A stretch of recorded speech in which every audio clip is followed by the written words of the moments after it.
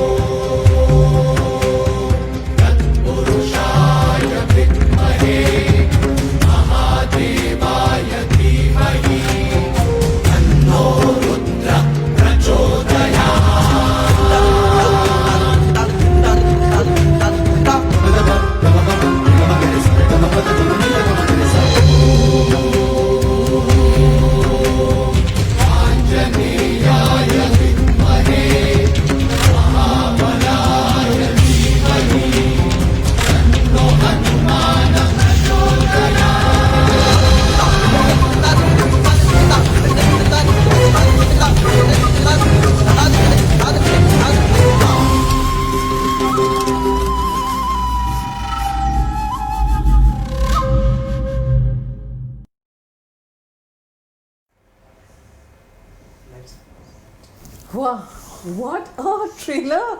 And I'm sure everyone who has logged in would be wanting to know how can they get a copy of this book. Is it out for pre-orders? So, Priyanka, the book is on pre-order now as we speak. Pre-orders are Amazing. open. For any of you who wish to order the book, or rather pre-order the book, you can go to amazon.in and of course just search for The Vault of Vishnu or Ashwin Sanghi, and it's up there. And how long is the wait to read The Vault of Vishnu? I have been through half of it right now. I'm the lucky one. But I would want to know what went into writing this. It has aspects of India, of course, because you have written books in the background of India. Yeah.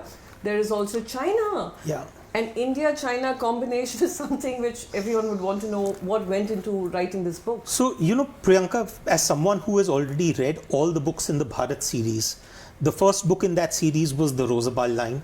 And I think that's the time you and I met. Yes. When the Rosabal line came out. Chanakya's chant was the next. The Krishna key was the third. Then after that, there was the Sialkot saga. And the last one was Keepers of the Kal Chakra. And I believe you sold 1 million copies. Million. Yeah. So it's been a great ride. And I think there has been a connect with my readers. Yes. That, people are finding ways to figure out as to what went on. And I think that very tantalizing and very delicious question is what if? What if this were real? And I think that is what really appeals to people in the Bharat series. But when I was thinking about this 6th book in this series, I thought to myself, I said, listen, there are so many of our neighboring countries with whom we've had so many exchanges. Absolutely. And the one name that immediately comes to mind is China, because these are two ancient cultures and civilizations. And I said, there must have been more than simply the movement of Buddhism from India to China. Couldn't there have been a two-way interaction? And that is how the story for The Vault of Vishnu was born. And of course, I have ended up spending a lot of time also in terms of, actually this has taken more time in terms of research, because the travel into China has been substantial in order to be able to get all the detailing right. Wow. But I think, frankly, it's the one thing that defines The Vault of Vishnu is that it's very fast-paced. So the idea is that you pick it up, you start reading it, and then you want to flip the pages.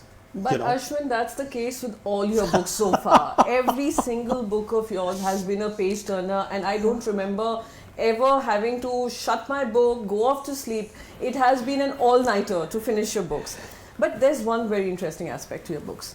While you do take a lot of mythology, you bring in a lot of civilizational values, etc. about the Bharat in the Bharat series, there's also something that you're doing which is very interesting. Unlike many authors who are in the mythology series, and I have plenty of favorites myself, but you draw parallels to contemporary India, contemporary China. So how do you manage to blend the two, A? B, how do you manage to keep a reader's interest in mind when you're writing a book?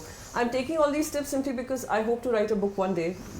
You don't need to write a book. You need to be written about. Thank you so much, but Genuinely, I want to know. Because I don't know, for those of you who may be uninitiated, Priyanka, in her own rights, I mean, I was very surprised when you stepped into the world of politics. I was rather surprised because it's the way, for example, people who've only known me as a businessman all my life, they feel shocked when they get to know that the Ashwin Sanghi, who is the writer, is the same as the Ashwin Sanghi who they knew as a businessman. And it is somewhat of a culture shock also when suddenly the Priyanka Chaturvedi, who I knew as a book blogger and a social media person and as a columnist, suddenly I find that she has gone into the realm of politics. And so for those of you who are not aware, of course, you have seen her as the face of the Indian National Congress and now, of course, the face of the Shiv Sena. And what a journey that has also been. But no. I'm not going to let you get away with this. I want to know from you. Yes. How do you blend the two? The book is written by him. I'm certain it's a bestseller, next bestseller. Yeah. But I would want to know, how do you apply this to your writing? For me, it's, you and I did a session a long time ago in which you asked me precisely this question several years ago. And to which I had said that, listen, I love fiction that sounds like fact. And to a certain extent, I also like fact that sounds like fiction. And so when you I've always believed that we as fiction writers, what are we? We are basically telling a lie. We are spinning a story. We are weaving a yarn almost, as it were. And in that sense, we need to make that lie come alive. We need to make it believable. How do you make a lie believable? It is through your research. Because you should not know when I am telling you something that is a truth and when it's an untruth. It should be seamless. And that's what I try and do with, and which is what I've also done with the Vault of Vishnu. There was someone who said that if you must tell a lie, then tell the lie as close to the truth. And as convincingly. As convincingly as you can. And what I really consider myself to be is a very good liar. So most politicians would kind of understand. but I wrote an article recently about this in terms of what do you consider to be the nature of truth. And think about this. We in our history books, we study Chanakya as the great statesman. He wrote the Arthashastra. But most of the story that we have about his life comes to us from the Mudra Rakshas, which was a Sanskrit play written 600 years after he had already passed away. And it was meant for a stage performance. Oh. So what if Vishaka Datta, who was the writer of Mudra Rakshas, was that time's Ashwin Sanghi? So what we now consider as history be a version of is a version of history. A writer. So whether it is myth, what we tend to do is we say, mythology is fantasy and history is fact. Right. But I'm not too convinced as to whether either of them are telling us the truth. And then when you bring them both together on the same platform and you say whether it's myth, because myth is exploring a deeper truth, and history, which is exploring a version of the truth, then in that case, when you bring the two of them together, myth plus history is where you get the mystery. Wow. And that's what we try and do. That's right? a very interesting interpretation of bringing in the realm of fiction, mythology plus history and blending it into another bestseller. So that's what the aim is always. And of course, my personal view has always been that I have grown up reading books where I loved the books which had a lot of information, which was exciting, but I also grew up reading a lot of books which were just page turners, and where I didn't need to make an effort to turn the page, but the page turned itself. And I think this is the biggest challenge that we as writers have, that how can you make it a very easy read, but at the same time the reader finally ends with it feeling that he has taken away something more than just purely entertainment. Absolutely. And that's what I've tried to do. Excellent. So I just wanted to also understand, I'm sure there are many people who've logged in here who would want to know if they were to choose the path of writing, what are the 3 things that come to the top of your mind? And as of someone who started his journey from being a businessman, followed his passion as a writer, just like I used to be a blogger, book lover. Today I don the hat of a book lover, getting into politics for the passion of it, for the passion of a nation. Just like you are passionate about Bharat, and for people to understand, the new generation to understand what Bharat stands for and its various facets. So the 3 things that come to the top of your mind related to someone wanting to get into writing. Writing, yes. A budding writer. I would say the first part of it is really that don't be a writer, be a storyteller. Because whether you're writing in the world of fiction or non-fiction, ultimately you have to tell a very good story.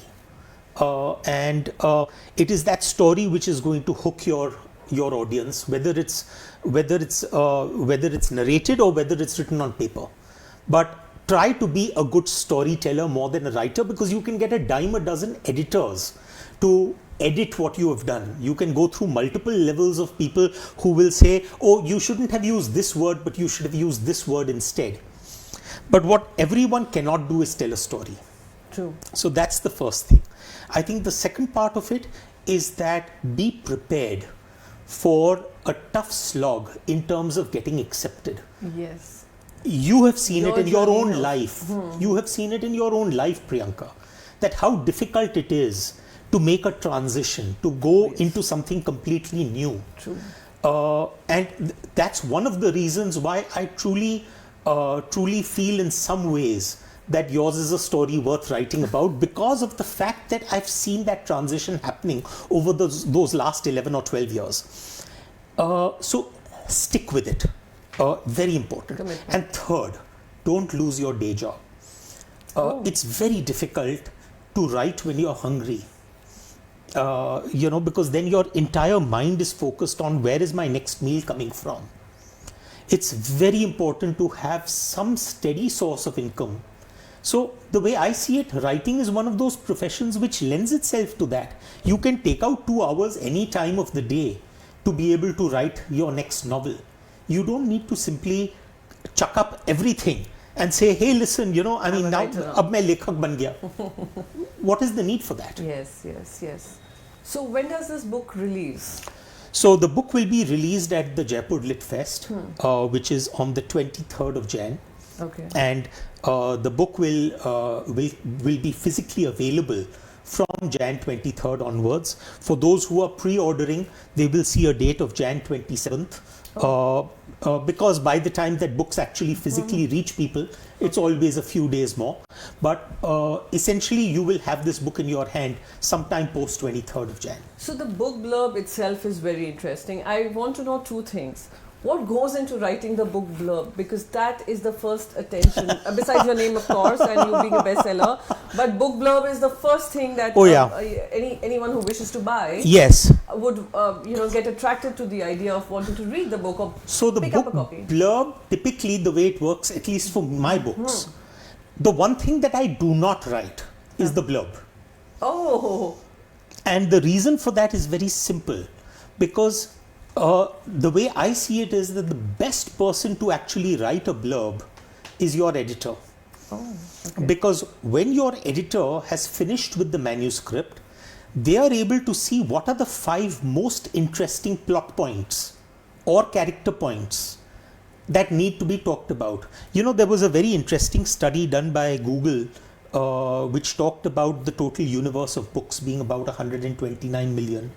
About 2.5 to 3 million books getting added every year because of the self-publishing revolution. Oh, yes. But a parallel study found that when an average buyer goes into the store, they typically spend something like around 15 odd seconds on the front cover and about 18 seconds reading the blurb at the back.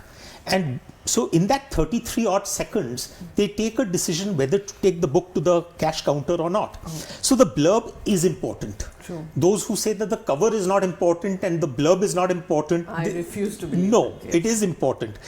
Undoubtedly, if your book is not good, it will not be read. The average book is read up to page 18. Okay. Scary number. Up to page 18. So a lot of books are bought, but they aren't read. Right. So it won't end up getting read if just the cover is good and the story inside it isn't. Yeah, I can tell you many such examples where I picked up a copy because of the cover and of course the content didn't match up. But yes, you must tell me. So let me just read out for you a couple of lines from the blurb. A Pallava prince travels to Cambodia to be crowned king, carrying with him secrets that will be the cause of great wars many centuries later. A Buddhist monk in ancient China treks to South India, searching for the missing pieces of a puzzle that could make his emperor all-powerful. A Neolithic tribe fights to preserve their sacred knowledge, oblivious to the war drums on the Indo-China border. Meanwhile, far away in the temple town of Kanchipuram, a reclusive scientist deciphers ancient texts, even as a team of secret agents shadows his every move.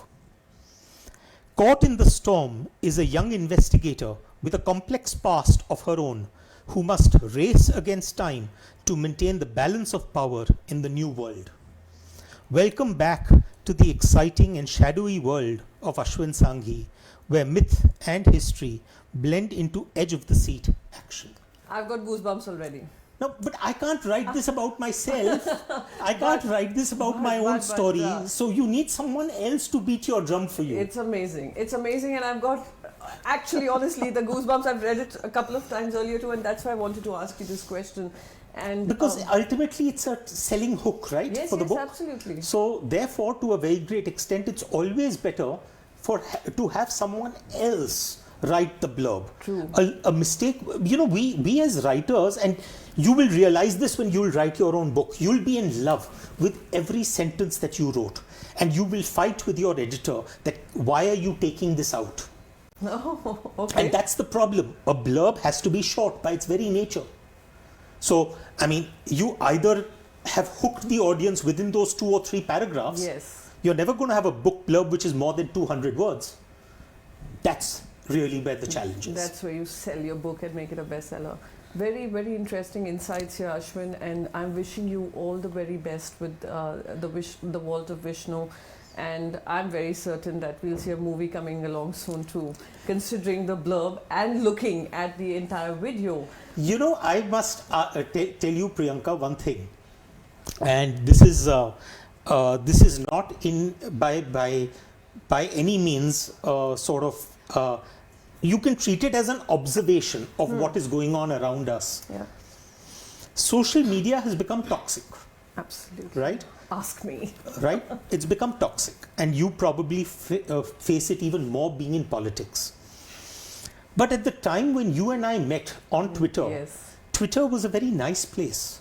Yes. You remember how we used to talk about music? We used to talk books, about so many things. shopping.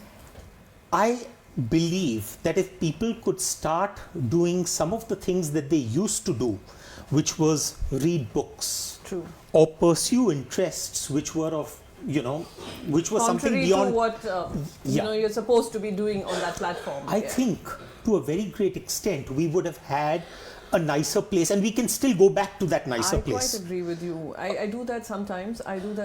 Though I get trolled for it also a lot. But I sincerely believe these are some platforms where we've managed to make some good friends. Like you have been someone who's been a huge support system for me at a time when, Mumbai was, both of us being Mumbaikars, 26/11 was a tragedy that both of us were trying to grapple with. And like many other Mumbaikars, we managed to get together and make some amount of difference. Not really a big deal, but a bit of a difference. So I think that kind of helps. So and not only that, Priyanka, but I must also inform the viewers that Priyanka, by the way, besides of course being the face that you see on television so often, and she does a damn good job of it, but even in her own personal capacity, she is involved in an NGO which I know has taken care of lots of kids as well as women. I know individually that she has been ranked by many magazines as either the most promising or the most powerful or the next emerging and what have you. All those tags are added on, and at the same time, she is one of the most down-to-earth and humble people. Thank you. And if you just read that book blog of hers, you'd realize that at the end of the day, that simple pleasure of reading has not left you. Absolutely not. Anyone, wherever I'm traveling, whenever I'm at the airport, you'll always find me with a book. So this is what it is about. It is about enjoying the small things in your life, enjoying reading, enriching your mind, enriching your knowledge, getting wiser, and every single thing teaches you, every single incident teaches you. So if you want to get wiser and you also want to be entertained, please pre-order Ashwin Sanghi's The Vault of Vishnu, which is now available for pre-order on Amazon. Yes, this is exactly what I wanted to say, but I got talking about myself. But it's his book and it has to be pre-ordered. It's available on Amazon for pre-order. The Vault of Vishnu is the book. And by the way, I think we have a few questions coming in, Priyanka, from audiences. All right. So, do you have a question? Do we have a question? Yeah, so Ashish is asking that, sir, where did you go in China to research about the book? Well, of course, you start out with Beijing, which is what I did. But beyond that, one of the major points which I needed to cover was Xi'an, which used to be the ancient capital of Chang'an, as it was called in those days, and a large chunk of this book talks about Chang'an and describes Chang'an and talks about what was so great. It was the greatest cosmopolitan city of that time. But then there were a lot of other interesting places, like, for example, the terracotta armies or the grottos. There is the 1,000 Buddha caves, and there are so many ancient connections. For example, the monastery at Shaolin, where Bodhidharma actually took martial arts from the south of India in order to eventually provide his contribution in some ways. to the martial arts that were being practiced at that time. So all of this, there are multiple points of contact between these two great kingdoms. So my journey through China was primarily dependent on which were the points where I needed to do my research. Amazing. Wow. Great, sir. Now, Akash is asking, I'm a big fan and have read Kalchakra a few times too. It had a very good mix of science and mythology. Does the Vault of Vishnu also has science blended in the story too? It does, and the reason for that is primarily because more than 70% of the story is the present day story, which is really between the Indo-China conflict. And there are a lot of technological issues within that conflict. So what I think for the first time I have done with a book in the Bharat series is that it not only deals with the ancient, which is the story of the ancient connections between China and India. It also deals with the present, which is the geopolitical scenario around China and India. But it also deals with the future, which is also a slightly scary place in terms of technology and science. So all of that does actually come in. And as anyone who has read a Bharat series book, there are always connections between history, mythology, science, philosophy, literature, theology. I have a tendency to always pick up strands from multiple spaces and sort of find connections. So you're going to see an abundance of that in the Vault of Vishnu. So the next question is from Beverly. Beverly basically is asking that how many weeks or months did you take to write the Vault of Vishnu, and what's your favorite book in this series? Okay. That's interesting. Well, asking about a favorite book in the series is really like asking a parent which is your favorite child. Exactly my thought. So I don't know whether I should answer that, but I can say this, that if you're a person who likes who reads the newspaper every morning with a vengeance in order to know what is happening in the political sphere, then probably Chanakya's chant is your best bet. If you're someone who's much more into the mythological space, then probably I would imagine the Krishna key is your best bet. If you're someone who is fundamentally into things like science, technology, research, then probably Keepers of the Kal Chakra is your best bet, because that deals entirely with quantum theory and quantum physics. In terms of time, the Vault of Vishnu, the work on this had actually started before I released Keepers of the Kal Chakra. So it had started about roughly 3 or 4 months before Keepers of the Kal Chakra. Keepers of the Kal Chakra came out in 2018 Jan. I think the journey by the time that this book comes out will have been about a little over 24 months, which includes, of course, the ground, the basic research for the book, the travel. Eventually, the plotting of this book ended up taking a lot of time. 100 very, very crisp chapters that move at a breakneck speed. But at the same time, all of those little data points need to be conveyed without dragging the story. I can't remember who it was who said that easy reading is damn hard writing. So I have really burnt the midnight oil to try and give you a story which moves at a really fast pace, even though there is so much of information being thrown at you. The next question is from Harshada. She asks, how relevant would you say your book is in current times? Oh, absolutely. This is a book, I don't know, Priyanka can probably answer this, but we are living in times of great change. Not all of that change is unfortunately very welcome, but there is a substantive amount of change. Just look at the stuff that is happening around the world.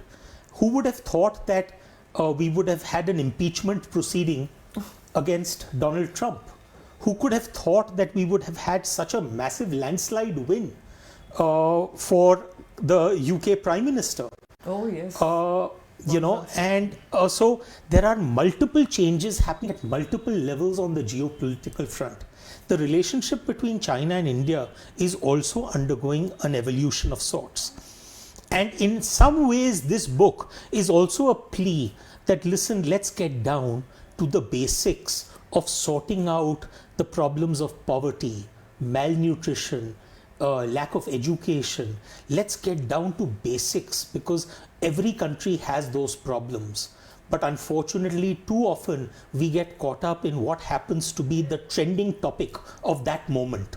So I believe that there is a lot of value in terms of the current situation and what is going on inside the vault of Vishnu.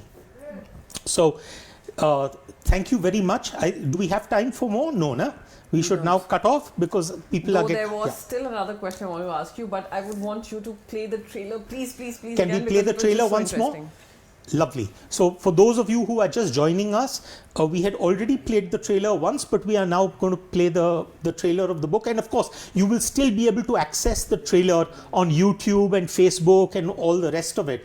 But this is just from the angle of the FB Live. And before I sign off, please do pre-order the book on Amazon.in. And before I sign off, a big, big thank you to Ashwin for speaking about his upcoming book, upcoming bestseller. I may say that with total confidence because I've read all his books, all bestsellers. And more than that, thank you so much for watching us this half an hour, this afternoon, and watching the trailer and talking about that book. And Priyanka, you know, you really need to worry about the number of pages that you are going to devote to your bio, because as you keep progressing in the world of politics, so I'm scared as to how many pages are going to get added on. No, we'll edit that. I'll take your help. Thank you, Priyanka. Thank you for being with me. Thank you so much.